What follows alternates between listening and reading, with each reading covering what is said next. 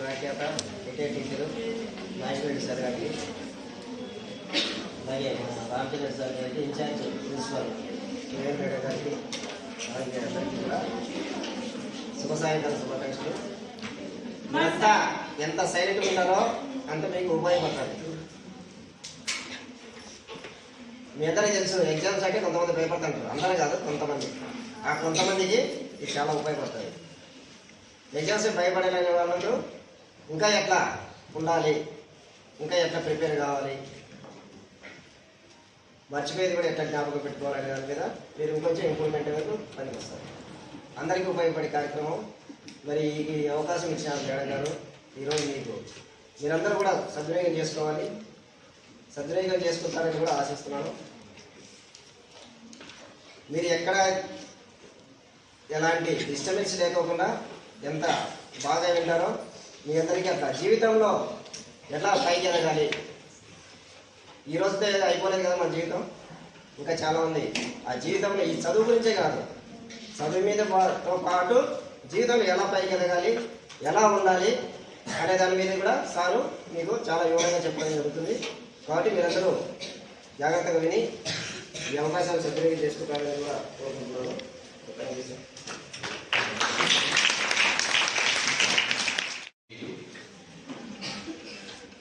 వేదిక మీద ఉన్నటువంటి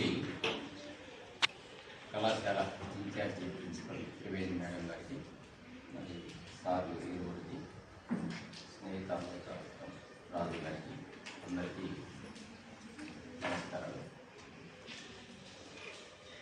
కలియుగ నాథుడు శ్రీ వెంకటరమణుడికి పూతవేటు దూరంలో ఉన్నటువంటి వెంకటరెడ్డి మెమోరియల్ ప్రభుత్వ బాలికల జూనియర్ కళాశాల అధ్యాపకులందరికీ, బోధనేతర సిబ్బంది అందరికీ నా నమస్కారాలు. మీ అందరికీ నా ఆశీస్సులు. మనం టాపిక్కి వెళ్ళే ముందు ఇప్పుడు మీకు తెలుసు, చాలామంది హీరోలు ఫేవరెట్గా ఉంటారు, అవునా కాదు? ఇప్పుడు ఏమి అంటే మేడం వాళ్ళు ఉన్నారని, సార్ వాళ్ళు ఉన్నారని ఏం బహుమాన పడద్దు. నేను వాళ్ళ పర్మిషన్ కూడా తీసుకుంటాను. దయచేసి మేడం కొంచెం ఫ్రీగా ఉండండి. అల్లు అర్జున్ ఫేవరెట్స్ ఎంతమంది వస్తారు అట్లా? Very good. అలాగే రామ్ చరణ్, అలాగే జూనియర్ ఎన్టీఆర్, ప్రభాస్.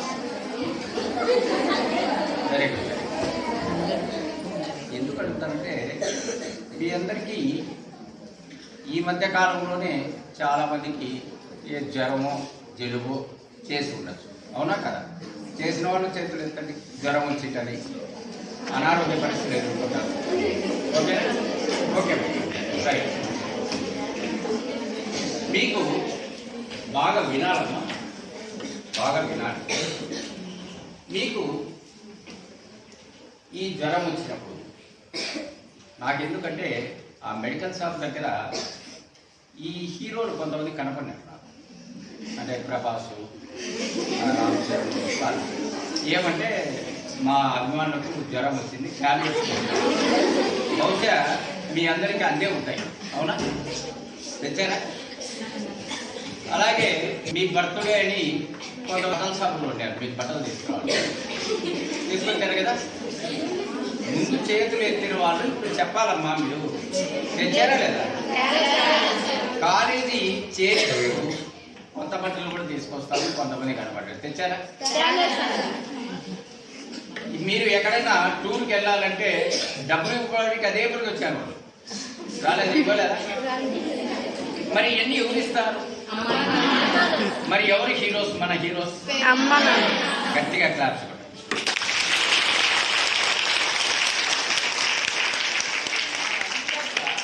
వాళ్ళంతా కూడా రియల్ హీరోస్.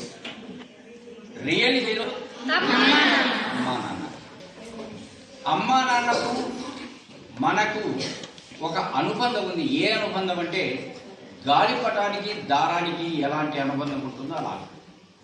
ఎలా అంటారు? గాలిపటము ఎగరవేసినప్పుడు తను అనుకుంటుందట, ఈ దారం పట్టుకొని ఎవడో నన్ను సతాయిస్తున్నాడు, ఆ దారం వదిలేస్తే నేను స్వేచ్ఛగా ఎగిరిపోతా కదా అని చెప్పి గాలిపటం అనుకుంటుంది. మరి దారం వదిలేస్తే ఏమవుతుంది మీరే చెప్పండి. గట్టిగా చెప్పాలా? కంప చెట్లలోనూ మురిగి గుండల్లోనూ పడిపోతుంది.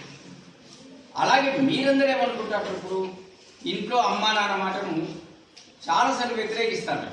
అవునైతే అవునండి, కాదంటే కాదు, వ్యతిరేకిస్తుంటారు కదా.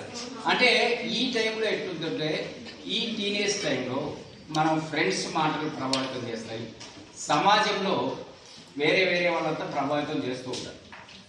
అటువంటిప్పుడు వాళ్ళ మాటలు మనం వినం. మరి మీరు ఏమనుకుంటారంటే, ఏదమ్మా ఎప్పుడు నసుకుడు, ఏందన్నా ఎప్పుడు కూడా సతాయిస్తారు, మీరు వదిలి మీరు స్వేచ్ఛగా అనలేకపోయినా అనుకుంటారు. ఫ్రీగా ఎదుగుతాం కదా, మేము ఇంకా బాగా చదువుతాం కానీ ఎప్పుడైతే వాళ్ళు వదిలేస్తే అక్కడ దారమే ఆధారం ఏ విధంగా అయిందో ఇక్కడ తల్లిదండ్రులకే మనం ఆధారం అని గుర్తుంచుకోవాలి. ఆ తల్లిదండ్రులు వదిలేస్తే మనం ఎక్కడికి వెళ్ళిపోతామో మనకే తెలియదు. అవునా కాదు? పలకాల మీ ఇష్టం లేదంటుంది తల్లిదండ్రుల పట్ల ఎవరా? అవునా? మీ ఇష్టం గట్టిగా చెప్పండి. తల్లిదండ్రులు మనం వదిలేస్తే ఎందుకంటే మీ భవిష్యత్తు కోసం ఉండడం కోసం నిన్న ఒక్క నిమిషం మనం చేద్దామా?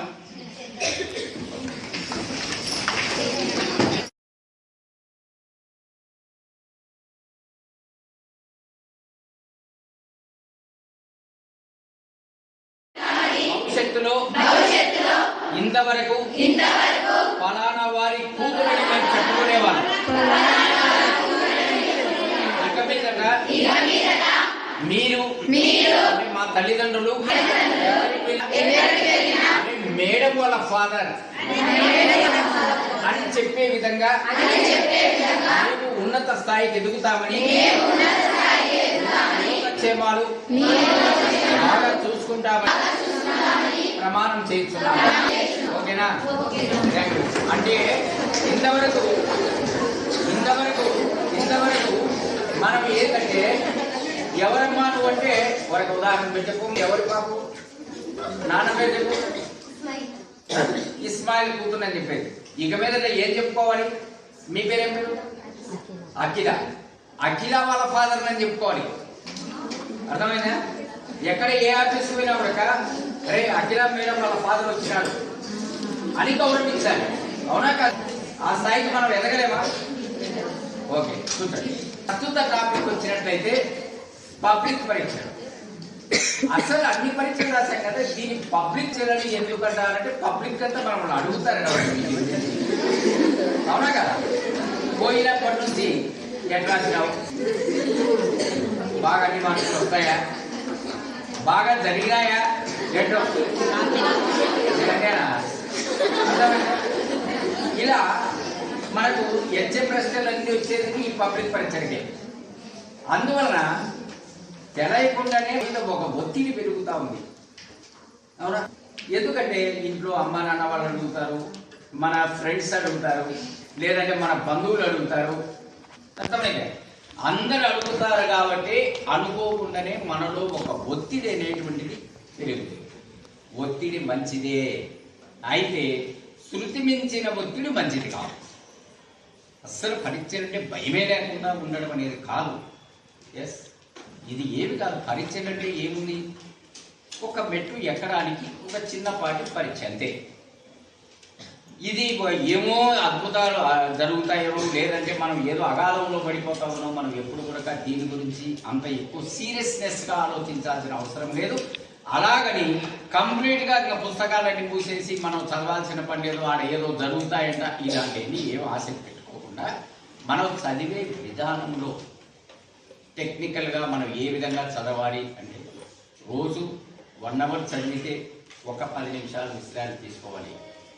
ఆ 10 నిమిషాలు విశ్రాంతి తీసుకోమన్నాడు కదా అని సెల్లు వాడాలి. అర్థమైందా? మన కావాలి, మళ్ళీ చదవాలి. చదివేటప్పుడు ఒక విజువలైజేషన్, అంటే ఏదైనా ఒక ప్రశ్న ఉంది అంటే, సమాధానం ఉందంటే, ఒక పొడవాటి లైన్ ఉందంటే దాన్ని చిన్న చిన్నగా విడగొట్టుకొని అందులో మీనింగ్ అర్థం చేసుకొని దాని ఒక కొండ గుర్తులతోనో ఒక విజువలైజేషన్ చేసుకోనో మనం గుర్తుంచుకోవాలి. అంతేగాని బై హార్టెడ్ మెథడ్ కాదు. ఈ బైకార్డెడ్ బట్టి విధానం ఎలా ఉంటుందంటే ఎక్కడ చైన్ తెగిపోతే అడిగి అయిపోయా, నా పైది రాసిన కాడికే మీ యువతలంతా ఏం గుర్తురాదు. మీకు అలా కాదు, బట్టి విధానం కాకుండా ఎప్పుడైతే సార్ వాళ్ళు మేడం వాళ్ళు మీకు చక్కగా చెప్పి ఉంటారో ఆ చెప్పినటువంటి దాన్ని మనము మొత్తం కాకపోతే ఇప్పటికైతే ఏదో కూడా రేపే పరీక్షలు ఇప్పుడేదో టెన్షన్ పెట్టుకోవద్దు. సార్ వాళ్ళు మేడం వాళ్ళు అడిగి మీ డౌట్స్ క్లారిఫై చేసుకొని వీలున్నంత వరకు బట్టి గుట్టిలో కాకుండా ఒక విజువలైజ్గా ఒక కొండ గుర్తులు పెట్టుకొని దాన్ని పూర్తి చేయడం చాలా ఉత్తమం. తర్వాత వచ్చి మనకు రిలాక్సేషన్ టెక్నిక్స్ అంటే మనం ఫ్రీగా నిద్రపోవాలి. అలాగని రాత్రి ఇప్పుడు తెల్లవారు ఎగ్జామ్ అంటే ఒక ఆమె చెప్తుంది పక్కింటి ఆవిడ, ఆ పాప రాత్రి 2 వరకు ఫ్లాస్క్లో కాఫీ పోయించుకొని మరీ చదువుతా ఉంది. ఎంత చదువుతాను అంటే ఆ పక్కింటి ఆవిడ ఉంటుంది, మీ పాప రిజల్ట్స్లో నెంబర్ కనపడితే ఒట్టు అంటే రిజల్ట్స్లో మీ పాప పాస్ కాదు అని అర్థమైంది. అంతవరకు చదివితే మనకేముంటుంది, మైండ్ బ్లాక్ కాక ఏముండదు. తెల్లవారి ఎగ్జామ్ అంటే ఈరోజు నైట్ ఎంత ఫ్రీగా ఎంత తొందరగా మనం రిలాక్స్ అయితే అంత మంచిది. సంవత్సరం పొడవునా చదివినటువంటిదే. తర్వాత ఎగ్జామ్ పోయే ముందు కొత్త కొత్త ప్రశ్నలు చదవడము ఇలాంటివి ఏం చేయకూడదు. మనం వీలున్నంత వరకు ముందు ఏం చదివామో అవే చూసుకోవడము. తర్వాత పరీక్ష హాల్ రేపు ఎగ్జామ్ అనగా ఈరోజే మనం మన ప్యాడ్ కానీ పెన్సిల్లు అప్పుడప్పుడు కొత్తవి కొన్ని వెళ్ళాలి. అర్థమైందా? ఆల్రెడీ మన సాధనలో ఉండేటువంటి పెన్స్ 2 పెన్నులు, తర్వాత పెన్సిళ్ళు, తర్వాత ఎరైజర్స్, తర్వాత హాల్ టికెట్ అన్నీ ముందే సిద్ధం చేసుకొని పరీక్షా కేంద్రానికి ఒక హాఫ్ అన్ అవర్ ముందుగానే వెళ్ళండి. ఎందుకంటే మనకు రోజు ఈ ప్రాంతానికి వస్తుంటాం, మన ఐ కాంటాక్ట్ అంతా ఈ ప్రాంతంతో మనకు పరిచయం, మనకు ఏ రూమ్ ఎక్కడుంది ఎక్కడ అన్ని ఈజీగా వెళ్ళగలం. కానీ మీరు వెళ్ళేది కొత్త ప్రాంతానికి వెళ్ళేటప్పుడు ఒక్కసారిగా మనం ఏదో కొత్తగా భయంగా అనుకోకుండా ముందే వెళ్ళండి. ముందే వెళ్ళి ఒక హాఫ్ అన్ అవర్ పాటు ముందు వెళ్తే మనకు ఆ పరిసర ప్రాంతాలకంతా మన ఐ కాంటాక్ట్ అన్నీ అర్థం చేసుకుంటుంది. తర్వాత పరీక్ష హాల్లోకి వెళ్ళిన తర్వాత ఫస్ట్ మన పరిసరాలు చూసుకోండి. ఏదైనా ఓసారి ఎంటీ పేపర్స్ వేసి ఉంటుంది ఎవరైనా, ఎంటీ పేపర్స్ ఏదైనా కాపీ కన్నా కూడా ఇది ఇంకా డేంజర్. మీరేమో ప్రశ్న బయటకు వేస్తారేమో ఒక అనుమానం వస్తుంది స్క్వాడ్ కన్నా. కాబట్టి ఏమి లేకుండా నీట్గా మన పరిసర ప్రాంతాల్లో ఏం లేకుండా చూసుకోండి. తర్వాత క్వశ్చన్ పేపర్ బాగా చదవండి, ఒకసారి కాదు 2 సార్లు చదవండి. ప్రశ్నను బాగా అర్థం చేసుకోండి. ప్రశ్నను బాగా అర్థం చేసుకున్న తర్వాత మొదట ఏ ప్రశ్న అయితే మనకు బాగా వస్తుందో, ఇది ప్రశ్నాపత్రంలో చివరి ప్రశ్నే కదా అని మీరు అనుకోవాకండి. అది section number roll number correct వేసి ఫస్టే రాయొచ్చు. రాసేటప్పుడు చిన్న చీమల్లాగా అక్షరాలు రాయకండి, బాగా కొంచెం బోల్డ్గా అక్షరాలు బాగా వ్రాయండి, మార్జిన్ వేసుకోండి. తర్వాత నీట్గా ఉండాలి పేపర్. వాళ్ళకు చూసేటువంటి వాళ్ళకు హ్యాండ్ రైటింగ్ కూడా బాగుంటే మీరు రాసేటువంటి ప్రశ్నల్లో ఆ సమాధానంలో ఒకటో మిస్టేక్ ఉంటే ఆ హ్యాండ్ రైటింగ్ అద్భుతంగా ఉండడం వల్ల వాళ్ళు అసలు అది అనిపి ఫ్రీగా వెళ్ళిపోతుంటుంది, మార్క్స్ పడుతుంటాయి. అందుకే జాగ్రత్తగా రాయండి. తర్వాత అది పూర్తిగా మీ టైం. అది మీరు ఎన్ని గంటలు 2:30 గంట 3 గంటలు అయితే మనం 2 గంటలకి అన్ని రాసేసినామని వెళ్ళాలని ప్రయత్నం చేయకండి. 3 గంటల వరకు కూడా ఉండాల్సిందే. 1-2 సార్లు చూసుకోండి. ఎప్పుడైతే కంప్లీట్గా మనం హాల్ టికెట్ నెంబర్ కానీ తర్వాత మనం ఏమైనా అడిషనల్ సీట్లు తీసుకుని అవి కానీ అన్నీ కరెక్ట్ ఉన్నాయా లేదా, రోల్ నెంబరు సెక్షన్ నెంబరు అన్నీ కరెక్ట్ వేసినామా లేదా, మనం వేసినటువంటి ప్రశ్న సమాధానాలు ఎలా ఉన్నాయి అన్నీ కూడా జాగ్రత్తగా చూసుకొని అక్కడ ఇచ్చిన తర్వాత దయచేసి ఆ పరీక్ష గురించి మర్చిపోండి. బయటకు వచ్చి మళ్ళీ ఫ్రెండ్స్కి ఫోన్ చేసి ఆ 3వ దానికి నేను ఇట్లా రాసినానే అది కరెక్టా తప్ప రాసినాను అంటున్నావు. అది గతమా వర్తమానమా? గతం అయిపోయింది. ఇంకా ఒకవేళ నువ్వు రాయిపోయినా చేసేది ఏం లేదు కదా. అదే మనసులో పెట్టుకుంటే అందులో అవతలోళ్ళు ఎవరెవరు అట్లా రాసిన అది తప్పు, అది కాదు, ఇది అన్నారు అనుకో, రేపు పరీక్ష కూడా దెబ్బతింటుంది. అందుకోసము మీరు అది వదిలేయండి, ఇంకా దాని గురించి మర్చిపోండి. నెక్స్ట్ ఎగ్జామ్కు ఎట్లా అనేది చూసుకోండి. ప్రతిదీ కూడా ఇలా పకడ్బందీగా మీరు రాసినట్లయితే ఇది పెద్ద విషయమేం కాదు. తర్వాత ఈ ఫోకస్ అనేటువంటి విషయాన్ని గురించి కొంతమంది మహానుభావులు సాధించినటువంటి విజయాలు కొన్ని చెప్తాను. ఇప్పుడు విరాట్ కోహ్లీ ఎవరమ్మా? అతను వచ్చి 2020లో మెల్బోర్న్ అనేటువంటి అక్కడ ఇండియా పాకిస్తాన్ గేమ్ జరిగేటప్పుడు అతని చేతిలో 8 బాల్ ఉన్నాయి, ఇంకా 28 రన్లు కొట్టాలి. ఎన్ని బాల్ ఉన్నాయి? కొట్టాల్సినవి అంటే ఒక్కొక్క బాల్కి ఎన్ని కొట్టాలి? దాదాపుగా 4 కొట్టాలా లేదా? 6 కొట్టచ్చు, అది ఎంత వేసే 4 అయితే గ్యారెంటీ కొట్టాలి. అప్పుడు అతనికి కోట్లాది మంది అభిమానులు కావచ్చు, దేశాలు ఇరువైపుల దేశాలు కావచ్చు, ఒక అనుకోకుండా ఒక ప్రెజర్ అనేది అతని మీద ఉంటూనే ఉండదు. అటువంటి పరిస్థితుల్లో కూడా అన్షేకబుల్ అంటారు. అన్షేకబుల్ అంటే ఏంటంటే ఇటువంటి విపత్కర పరిస్థితుల్లో కూడా ఎటువంటి పరిస్థితుల్లో మనం షేక్ కాకూడదు, స్థిరంగా నిలబడాలి. అతనికి ఏమి కనపడలేదు, ఆ కోట్లాది మంది అభిమానుల కేరింతలు వినపడలేదు, అందరూ చూస్తానట్టు తన పైన ఒత్తిడిగా భావించడం లేదు. అతనికి ఉండేది ఒకటి, అతనికి బాల్ కనపడుతుంది, వేరే కనపడలేదు, బాల్ మాత్రమే కనపడుతుంది. అర్థమైందా? ఆ బాల్ను ఎలా మలచాలో మాత్రమే అతనికి తెలుసు. మొత్తానికి అయితే విజయం సాధించాలి. అంటే మీకు ఎందుకు ఫోకస్ అనేది మీరు కూడా అలాగే ఉంచాలి. ఇప్పుడు ఎగ్జామ్స్ అంటే మనకు మిగతా అన్ని కూడా టీవీలు కానీ, సెల్లులు కానీ, ఫ్రెండ్స్తో షికార్లు కానీ, బంధువులతో మాట్లాడడం కానీ, ఇంకోటి అన్ని వదిలేసేయాలి. మన ఫోకస్ ఎంతంటే ఎగ్జామ్ పైనే ఉండాలి. ఇప్పుడు అలాగే ఇప్పుడు అమెరికా ప్రెసిడెంట్ ఎవరమ్మా? Present America president Donald Trump. ఆయన రెండవసారి ఎన్నిక కావాలని అతనికి ఎంత పట్టుదల అంటే అతని ఏజ్ ఎంతంటే దాదాపుగా 78 సంవత్సరాలు. అంత పట్టుదలగా రెండోసారి నేనే కావాలి అమెరికా ప్రెసిడెంట్ అంటే. అతను ఎన్నికల ప్రచారంలో పాల్గొనేటప్పుడు ఎవరో షూట్ చేస్తే ఇక్కడ పడి రక్తం అంతా ఇదంతా ముఖం అంతా రక్తం అయిపోయింది. అయినా కూడా అతను ఏమన్నాడు తెలిసినా, మామూలుగా ఎవరైనా అయితే కింద పడిపోతారు కదా, అతను ఫైట్ అన్నాడు, పోరాటం. చూడండి ఎంత గొప్పదో, అర్థమైందే? ఆత్మస్థైర్యం సడన్లే, తన లక్ష్యం ఒక్కటే, నెక్స్ట్ మళ్ళీ ప్రెసిడెంట్ కావాలి, అంతకు మించి వేరే ఆలోచన లేదు. ఇంకా మీకు అర్థమైంది. ఇప్పుడు డిప్యూటీ సీఎం పవన్ కళ్యాణ్ ఉన్నారు కదా, పవన్ కళ్యాణ్ దగ్గర కృష్ణతేజ అని ఒక ఐఏఎస్ ఉన్నారు. ఇప్పుడు ఈ కృష్ణతేజ మొదట బాలలత అని ఒక ఆమె ఉంది. ఆమె కూడా చాలా చాలా గొప్ప ఆవిడ. ఆమె ఫిజికలీ హ్యాండిక్యాప్, 2 కాళ్ళు లేవ.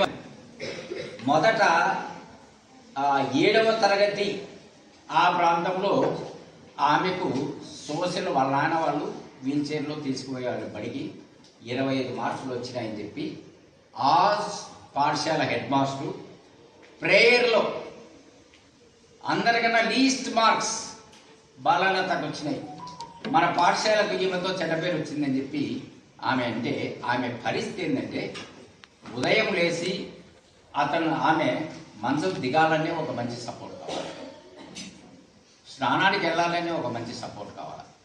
అలాంటి పరిస్థితుల్లో ఆమె చాలా బాధపడిపోయింది. మీలాగా కాలేజీకి వచ్చేటువంటి పిల్లలందరినీ చూసి రోజు ఏడ్చుకునేది, ఎంత అదృష్టం వీళ్ళు కాలేజీకి వెళ్తారు, నేను చూడు ఇలా పడిపోయినాను, నా పరిస్థితి ఏమిటి ఇట్లా అని. వన్స్ అపాన్ ఆమె నిర్ణయించుకుంది. ఏ విధంగా నేను బంధువులందరూ రావడము, అయ్యో ఎట్లా చేస్తావు అక్క మా అంటారు కదా, ఈ పాపను పెట్టుకొని నువ్వు ఏ విధంగా చేస్తావు ఇలా. ఆమె ఇంతగా కాలే ఏమనుకుందంటే, భవిష్యత్తు ఎవరే కానీ బాలలత ప్రోగ్రెస్ చూడాలి తప్ప బాలలత అభిటురాలని చూడకూడదని ఒకటి నిర్ణయం తీసుకొని ఆమె వచ్చి 10th ఇంటి మధ్య రాసింది, ఇంటర్ ఇంటి మధ్య రాసింది, డిగ్రీ ఇంటి మధ్య రాసింది. వాళ్ళ బంధువులు ఒక ఏమిటి ఇంతగా కష్టపడితారో అంటే, నీకు తెలిసిపోయింది ఐఏఎస్ అన్నాడు. ఎస్, అదే కొట్టాలనుకున్నాను. చూడండి, ఆలోచన ఏంటి. చేసి ఆమె రెఫరెన్స్ బుక్కులు చదివి రోజు 15 గంటలు చదివింది. ఒక రోజు 2 రోజులు కాదు, 15 గంటలు. ఢిల్లీలో కోచింగ్ సెంటర్కి వెళ్ళాలి, పైన ఈవెన్ వీల్ చైర్లో వాళ్ళ పోసుకొని పైకి వెళ్ళేవాడు. ఒకసారి జారి కింద పడితే ఆమె బాధ తగిలి, నాన్న నిన్ను ఇబ్బంది పెడతానంటే వద్దు, పోరాడు వాళ్ళ అని చెప్పింది.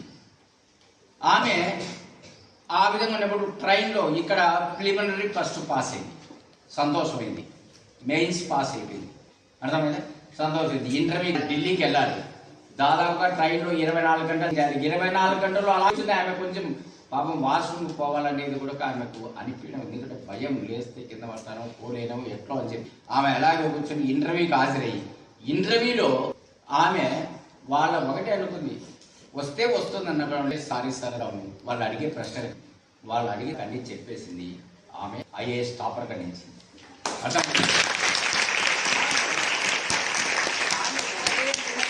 హైదరాబాద్ నుంచి ఢిల్లీకి వెళ్ళే నిర్ణయించుకుంది, వస్తే కలెక్టర్గానే రావాలి అని. తర్వాత తన మనసు మార్చుకుని కాదు కలెక్టర్లను తయారు చేయాలనుకుంది. చూడండి, నేను కలెక్టర్ అయితే ఒక జిల్లాకు ఉంటా, కానీ కలెక్టర్లను తయారాలనుకుని ఈరోజు ఆమె 50 మంది ఐఏఎస్ తయారు చేసింది, ఒక వికలాంగురాలు. అర్థమైంది. వారిలో ఈ పవన్ కళ్యాణ్ దగ్గర ఉండేటువంటి కృష్ణతేజ అనేటువంటి ఐఏఎస్ ఈ బాల మేడం దగ్గరికి వెళ్ళాడు 2010 సంవత్సరంలో. ఎందుకు వెళ్ళి అంటే అప్పటికి ఆయన అయిపోయింది. మేడం, నేను రాసేటప్పుడు సరిగా రాయలేకపోతే సివిల్ క్లాస్ ఎగ్జామ్స్, మీరు దయచేసి నాకు ట్రైనింగ్ చెప్పింది అంటే ఆమె నిజంగానే ఆమె టైం లేదు మాకు. అప్పటికే మళ్ళీ మ్యారేజ్, ఒక పాప పుట్టింది. నా కష్టము, తర్వాత 50 అవర్స్ కష్టపడుతుంది, ట్రైనప్ చేస్తుంది. అటువంటి టైంలో మీకు టైం లేదు, మీరు కావాల్సిన అందరితో పాటు జాయిన్ కండి, నేను చూస్తా అంటే అతను అప్పుడు సరే అని చెప్పి మరుసటి రోజు ఆమె డోర్ తీసేది ఇంటి దగ్గర బయట కూర్చున్నాడు. మేడం ప్లీజ్ మేడం అని. ఆమె కాదయ్యా అని చెప్పేసింది. మళ్ళీ ఎవరితో నెంబర్ అడిగి ఇప్పించుకొని నెంబర్ మెసేజ్ పెట్టాడు, ప్లీజ్ మేడం అని. ఇన్నిసార్లు ఒక వారం రోజుల పాటు అడిగితే ఆమె ఒక కండిషన్ చెప్పింది, 4:30కు తెల్లవారుదాని రోజు రావాలి, 4:30కు దాటి నువ్వు కనుక వస్తే నేను అలౌ చేయను, నేను నాకు క్లోజ్ చేసుకుంటే. ఆయన డైలీ 4:30కు వర్షం వచ్చినా చలి అయినా కూడా బాగా చెమటలు పట్టేటువంటి ఉష్ణప్రాంతం ఆ టైంలో కూడా తెల్లవారుదాని 4:30కు అలా కూర్చునేవాడు. 365 రోజులు 365 పరీక్షలు ఆయనతో రాయించేసింది. ఈయన ఐఏఎస్గా ఉన్నాడు. కేరళకి వెళ్ళాడు. కేరళలో ఫ్లడ్ టైంలో దాదాపుగా 2 లక్షల మందిని ఆయన సేవ్ చేయగలిగినాడు. అక్కడ పర్యాటక ప్రాంతాన్ని అభివృద్ధి చేసినాడు. ఇవన్నీ తెలుసుకొని అక్కడ ఏం తమాష అంటే ఆయనను కూర్చోబెట్టి సీఎం పర్యాటక ఫోటో తీసుకున్నాడు. అటు ఆయనను ఈయన పవన్ కళ్యాణ్ రిక్వెస్ట్ లెటర్ రాసి ఆయన పిలిపించుకున్నాడు. ఇప్పటికీ ఆయన రోజు 2 గంటల వరకు ఆయన ఏదో వర్క్ చేస్తానే. ఇవన్నీ చెప్తున్నా అంటే మీరు చాలా ఈజీగా తీసుకునేటంటే దయచేసి ఇప్పటికైనా మారండి. లైఫ్ ఒక్కసారే, మళ్ళీ మళ్ళీ మీకు రాదు. ఇప్పుడు మీరు అనుకుంటే ఇప్పుడు మనం చెప్పుకున్న వాళ్ళకన్నా మీరు ఎవరు కూడా తక్కువ కాదు, అంతకన్నా గొప్ప వాళ్ళు అవుతారు. మీ మనసులో ఒకటే ఉండాలి, మా ఫ్యామిలీని ఒక మంచి ఉన్నత స్థాయిలో నిలబెట్టాలి, మా పేరెంట్స్ గర్వంగా తలెత్తుకునేలాగా పలానా అమ్మాయి మా పాపేను, పలానా కలెక్టర్ మా పాపేను మన తండ్రి బజార్లో చెప్పుకునేటువంటి విధంగా మనం ఎదగాలి అనుకుంటే మీలో మీరు అనుకోండి, అవే కనబడతాయి. అంటే మీ ఫైట్ మీతో, ఇతరులతో కంపారిజన్ కాదు. నీ మార్క్స్తో నువ్వే పోటీ పడాలి, నీ పనితీరుతో నువ్వు పోటీ పడాలి. ఎప్పుడైతే ఆ విధంగా చేసినావో, ఆ సంకల్పాన్ని నువ్వు దృఢంగా తీసుకున్నావో 200% ఇప్పుడు నేను రాయిస్తున్నా. మేడం త్రివేణి మేడం గారు ఉన్నారు, సార్లు ఉన్నారు, రాజు ఉన్నాడు, అందరు ముందర చెప్తున్నా, ఇదే క్లాస్ రూమ్లో ఖచ్చితంగా ఐఏఎస్లు ఐపీఎస్లు అయి తీరుతారు. ఛాలెంజ్ అయితే మీరంతా సీరియస్గా తీసుకోవాలా? తీసుకుంటారా లేదా? గట్టిగా క్లాస్ కొట్టండి.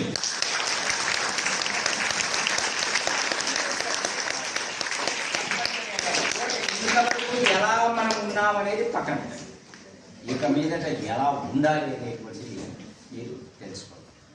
తర్వాత ఈ ఎగ్జామ్స్లో ఫుడ్ కూడా చాలా జాగ్రత్త. నాన్ వెజ్ అస్సలు ముట్టాకండి. ఈ టైంలో నాన్ వెజ్ అస్సలు ముట్టాకండి. పానీపూరి తింటే ఆరోగ్యం పరగేస్తుంది.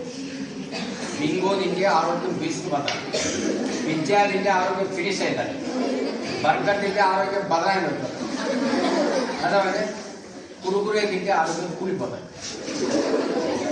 మీరు ఇవన్నీ మానేయాల్సిందే. ఇవి సైంటిఫిక్గా ప్రూవ్ అయినటువంటివి. మరీ ముఖ్యంగా మీరు మా ఆడపిల్లలు కాబట్టి చెప్తున్నా, మీకు ఇంకా చాలా చాలా కార్యక్రమాలు ఉన్నాయి. మీరు భవిష్యత్తులో మీరు ఒక మంచి తల్లి కావాలి, ఒక మంచి బిడ్డకు జన్మయ్యాలి. మీరు అనవసరంగా ఎన్ని పనిమాలు ఎన్ని వాడి మీరన్నీ కూడా మీ ఆరోగ్యాన్ని ఖరాబ్ చేసుకోవద్దు.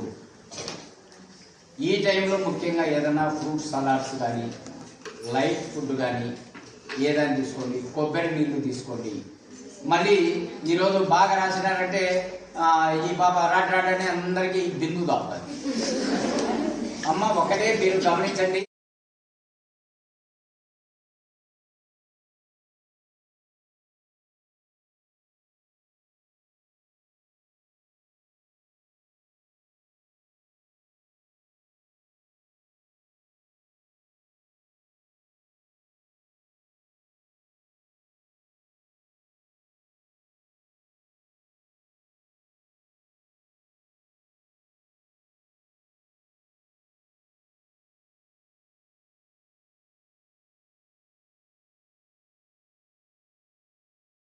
తన చేతిలో కాదు, ఒక ఆయన పట్టుకోండి.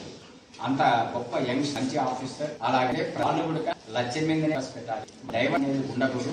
అటువంటి అద్భుతమైన ఫలితాలు సాధించగలరని చెప్తూ చివరిగా ఒక మాట, ఒక గ్రామానికి ఒక సాధువు వచ్చాడట. ఆ సాధువు ఆ గ్రామంలో వాళ్ళందరూ ఎవరే కానీ ఆయనకు మంచినీళ్ళు కూడా ఇవ్వలేదు, కనీసం భోజనం పెట్టలేదు. పైగా భయంకరంగా తిరుగుతున్నారు ఆయన.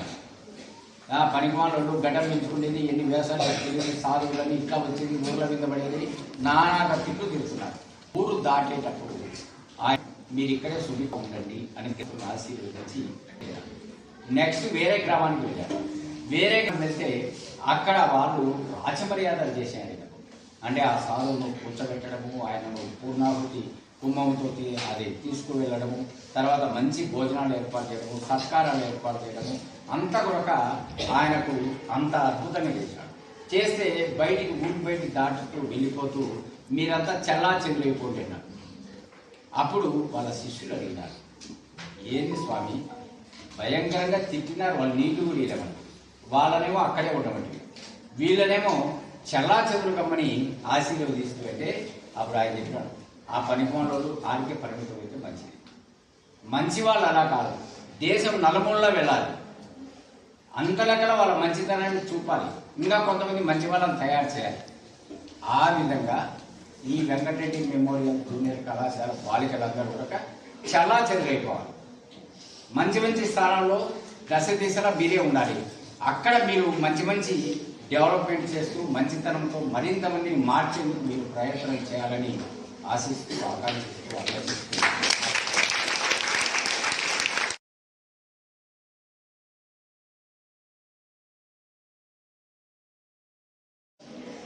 ఇప్పుడు మా దగ్గర సుబ్బారెడ్డి 8th క్లాస్లో మేము ఇద్దరం డెస్క్లో కూర్చున్నాం. ఎప్పుడు నేను డాక్టర్ అంటే పక్కన నేను చెప్పాను, నువ్వు డాక్టర్ వెళ్ళారని. నిజంగా అలాంటి వాడు సార్ అన్నట్టు స్పీడ్ తీసుకొని 10th క్లాస్ తర్వాత ఇంటర్మీడియట్, ఆ తర్వాత మెడిసిన్ కర్నూలులో చేశాడు.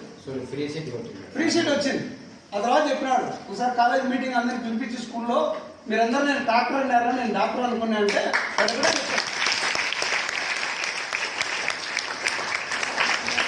ఏం చెప్తా అంటే ఇప్పటికి కూడా నేను డాక్టర్గా కావాలనుకుంది ఏదో సంపాదించాలనో లేదు దానికోసం కాదు. నేను చిన్నతనంలో చూసినటువంటి బుసిరెడ్డి పల్లె నిర్మలాన్ పల్లె దగ్గర నేను చిన్నతనంలో చూసిన కష్టాలను చూసి నేను డాక్టర్ కావాలనుకున్నా. అది మారుమూల పల్లె. ఇప్పుడంటే బస్సు అంత ఇంత సౌకర్యాలు ఉన్నాయి. ఒకప్పుడు అసలు కొండల మధ్యలో ఉండే ఊరు. కనీసం సౌకర్యం కల్పించలేనటువంటి ఆలోచనతో వచ్చేవాడు గొల్లగూడూరులో చదివి గొల్లగూడూరులో హై స్కూల్లో నుంచే డాక్టర్గా ఎదిగినాడు. ఇప్పుడు మదనపల్లిలో భవ్య హాస్పిటల్ అని ఒకటి ఉంది. మీరు ఎప్పుడన్నా మదనపల్లి అయితే బస్ స్టాండ్ పక్కనే ఉంటుంది. చాలా చిల్డ్రన్ స్పెషలిస్ట్, మంచి పేరు ఉంది సుబ్బారెడ్డి అని. అంటే సార్ రెడ్డి ఏంటంటే మనకంటూ ఒక లక్ష్యం ఉండాలి. ఆ లక్ష్యాన్ని చేరుతామా లేదా అనుకుంటే అది వేరే. ఇందాక మీరు చెప్పినారు ఎవరెవరు ఫేవరెట్ హీరో అంటే అందరూ ఫేవరెట్ ఏం కాదు. కానీ సినిమా మీదనే ఆలోచన ఉంటుంది కానీ కాన్సన్ట్రేషన్ వేరుగా ఉంటుంది. కాబట్టి లక్ష్యాన్ని ఉంటుంది మనం ముందు ఉంచుకోవాలి. నిజంగా మేము కూడా సార్ యాక్చువల్గా అనుకున్నాం ఈ కాలేజీలో చాలా ప్రోగ్రామ్స్ కాంటాక్ట్ చెప్పడం అనుకుంటాం. ఎవరు వచ్చినా ఒక అర్ధ గంట 15 నిమిషాలు మన క్లాసులు పోతాయి, పీరియడ్లు పోతాయి, ఏం చేస్తాం ఎవరిని కాదని అనుకున్నాం. నిజంగా అద్భుతమైనటువంటి అన్ని చాలా చెప్పగలిగినాడు. కేవలం 7 ఎగ్జామ్స్ టైం ఉంది సార్. ఈ టైంలో మీరు వచ్చి ఇంతగా చెప్పగలిగి కొంత మోటివేట్ చేయగలిగిన సంతోషిస్తున్నాం సార్.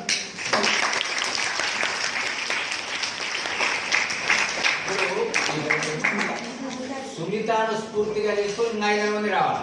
చెప్పమ్మా. My name is Sunita. నేను ఫస్ట్ HEC నుంచి. నా గోల్ అనేది IAS ఆఫీసర్ అవ్వాలని.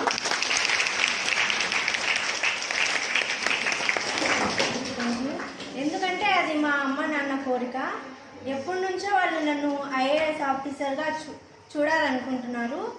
ఎందుకంటే మనం వాళ్ళ గోల్ని తీర్చలేకపోతే మనం వేస్ట్. అసలు మనం జీవితం అనేది ఒక సార్థకత అనేది ఉండదు. వాళ్ళ కోరికలను మనమే తీర్చాలి, ఇంకెవరో వచ్చి తీర్చరు. సో సార్ చెప్పినట్టుగా మనం ప్రతి ఒక్కటి చదవడం కూడా విజువలైజేషన్ చేసుకుంటూ కొంచెంసేపు చదువుకుంటూ మళ్ళీ రిలాక్స్ తీసుకుంటూ ఏదైనా మనం చేసే పని పైన ఫోకస్ పెట్టి చేస్తే అది ఖచ్చితంగా సాధ్యమవుతుంది. అలాగే మన అమ్మ నాన్న మాటలను కూడా మనం వినాలి. ఎందుకంటే వాళ్ళు ప్రతి ఒక్కటి మన మంచి కోసమే చెప్తారు. ఒక ఎగ్జాంపుల్ చెప్తాను. అమ్మ నాన్న కొడుకుంటారు. ఎప్పుడు చూసినా కొడుకుని వాళ్ళ అమ్మ ఏమంటుంది, ఫ్యాన్ ఉడక తిరుగుతుంది ఆఫ్ చేయి, లైట్ ఉంది ఆఫ్ చేయి, టీవీ ఆఫ్ చేయి అని ప్రతి ఒక్కటి విసిగిస్తానే ఉంటారు. వాళ్ళ కొడుకు ఏమనుకుంటాడు, ఏంటి మా ఎప్పుడు నువ్వు నన్ను విసిగిస్తానే అంటావు అని అనుకుంటాడు. కానీ ఒకరోజు జాబ్ ఇంటర్వ్యూకి వెళ్తాడు. అతడు వెళ్ళింటే తను వెళ్ళే చోటు దారిలో పైప్ అనేది వాటర్కి కాకుండా పక్కన ఉంటాడు. అతను పక్కన వాళ్ళమ్మ చెప్పిన మాటలన్నీ గుర్తొచ్చేసి ఆ వాటర్ పైప్ అనేది ప్లాంట్స్లోకి వేస్తారు. అలానే వెళ్తుంటే వెల్కమ్ మ్యాట్ అనేది రివర్స్లో ఉంటే దాన్ని రివర్స్ చేస్తారు. మళ్ళీ కూర్చుండే సీట్స్ దగ్గర ఫ్యాన్స్ అన్నీ ఆన్లో ఉంటాయి, కానీ అక్కడ మనుషులు ఎవరు ఉండరు, వాటిని ఆఫ్ చేస్తారు. అతని ఇంటర్వ్యూ అని లోపలికి వెళ్ళగానే కంగ్రాచులేషన్స్ యు ఆర్ సెలెక్టర్ అంటారు. ఎందుకు సార్, నేను అసలు ఏం చేయలేదు, అసలు నేను ఏం చేయలేదు కదా అని అంటే, నేను మీరు చేసిన ప్రతి ఒక్క విషయం మాకు ఇక్కడ రికార్డ్ అయింది, మీ బిహేవియర్ని బట్టే మేము జాబ్ ఇస్తున్నాం అని అంటాడు.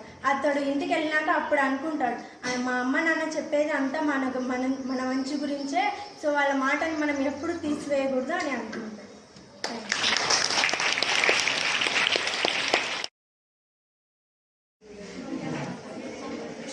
నేను ఫ్యూచర్లో CA అవ్వాలనుకుంటున్నాను.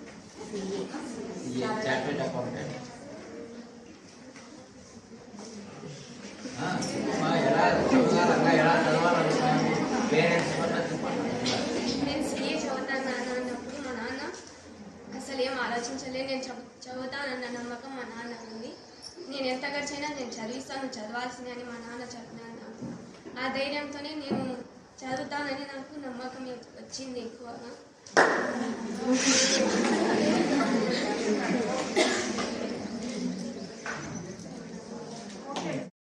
ఒకసారి ఎప్పుడైనా మేడం వాళ్ళు పేరెంట్స్ మీటింగ్ కూడా పెడతాంటారు, అప్పుడు వీళ్ళు కూడా చెప్తాంటారు. ఎందుకంటే పేరెంట్స్ అనే వాళ్ళు కూడా ఒత్తిడి చేయకూడదు మా పిల్లలు. ఎందుకంటే పక్క వాళ్ళతో కంపారిజన్ చేయడము, ఇట్లా చేయడము. ఒకప్పుడు అయితే కనుక ఏంటంటే మనకు ఉమ్మడి కుటుంబాలు ఉండేటప్పుడు మన నాన్న అమ్మ కోపండి అనుకో, వెంటబడే మన అమ్మమ్మ తాతయ్యో వాళ్ళు వచ్చి దగ్గరికి తీసుకుని వాడి మగంలే వాడు ఎంత మాత్రం వెళ్ళినాడని ఒక కౌన్సిలింగ్ ఆడే మొదలయ్యేది అనమాట. పట్టాభిరామని మీకు తెలిసే ఉంటుంది, మేడం వాళ్ళ వాళ్ళకి తెలిసే ఉంటుంది. ఆయన ఒకప్పుడు వాళ్ళ గురువు సైకాలజీ చదువు అంటే చదివినాక గోల్డ్ గీక్కుంటాడంటే ఏ పని లేదు. ఏ పని లేకుంటే గురువు దగ్గర ఏది గురువు ఇట్లా చెప్పినంటే నువ్వు 2 నాళ్ళు ఉంటారా, ఉమ్మడి కుటుంబాలని మీ కుటుంబాలు అయినప్పుడు నీ కథ అంటే ఉమ్మడి కుటుంబాలు ఎప్పుడైతే తిరిగిపోయినాయో ఫుల్ తిప్పినాడు. ముందు భార్య భర్తల గొడవలు లేకుంటే పిల్లలు పేరెంట్స్ గొడవలు ఏయో అనమాట. ఒకసారి ఒక పేరెంట్ వచ్చాడట. ఇంటికి వచ్చి ఎండకు తోట పనులు చూసుకుని అలసిపోయి ఇంటికి వచ్చి ఆడ కూర్చుంటే వాళ్ళ ఆవిడ మంచినీళ్ళు తెచ్చిచ్చిందట. తర్వాత వచ్చి ఆ పాప ఒక కాగితం ఇచ్చింది, ఏంటంటే మార్క్ లిస్ట్. ఇంగ్లీషు 36, హిందీ 35, లెక్కలు 35, ఇలా మార్క్స్ చూస్తాను. చూసి ఆయన ఆవేశం పట్టలేక చాలా కోపంగా తిట్టాడు. అసలు ఏమైనా తెలివిందే లేదా, ఇట్లనా ఇయ్య మార్కులు అని వాళ్ళ భార్య ఒక్క మాట ఏంటంటే ఏంటంటే నీవు గారాబం వల్లనే ఇలా జరుగుతుంది. అసలు మా వంశంలోనే ఇంత అధ్వానమైన మార్పులు లేవు అది ఏంటంటే అప్పుడు ఆ బాబా కూలుగా నాన్న అది కసూతుపోతే అంటే అది బీరవ సర్దుత అంటే లోపల దాంట్లో నీ పేరు ఉంది. అంటే పేరెంట్స్ కూడా వాళ్ళు ఎట్లా పిల్లలకు మార్కులు క్రైటీరియా కాదు. మొదట మన పాప ఎంత మాత్రం చదువుతుంది, ఆ పాపకు ఏదైనా మన మానసిక స్థాయిగా ఓడిపోయినా పర్వాలేదు నువ్వు పోరాడు అన్నప్పుడు ఖచ్చితంగా విజయం ఏదారు. అలా కాకుండా ఒత్తిడి పెడుతున్నాడు అన్నమాట. నారాయణ ఇది గుంటూరు విజ్ఞాన కాలేజీకి మన పేరెంట్ ఒక ఆయన వెళ్ళాడు. వెళ్ళి మ్యాథ్స్లో 3 మార్కులు వచ్చినాయని ఆ కరస్పాండెంట్ దగ్గర ఆ రత్తయ్య అని ఆయన దగ్గర ఏం అండి 3 మార్కులు కూడా మా వారికి మ్యాథ్స్లో ఏం 30,000 లెక్క కట్టించుకున్నారు, 15 ఏళ్ళు కట్టిందన్నమాట, రియల్గా జరిగింది. అంటే మీ వాటిలో లేదు మేమేం చేయాలి అంటే ఏదో కార్పొరేట్ కాలేజీలో ఉంటే ఏదో మనకు అద్భుతాలు జరుగుతాయని కాదు, గవర్నమెంట్ కాలేజీలో జరగమని కాదు. రేపు సునీత తర్వాత పేరే పేరుమా నూర్జహాను ఇంకా చెప్పలేని వాళ్ళు చాలా ఉంటారు. మీరందరూ మంచి ఆఫీసర్లుగా వచ్చారనుకో మీరే గెస్టులు రేపు మన కళాశాల ప్రభుత్వ పాఠశాలలో కూడా ఇంత అద్భుతాలు సాధిస్తారని మీరు మంచి పేరు తీసుకురావాలని కోరుతున్నాను.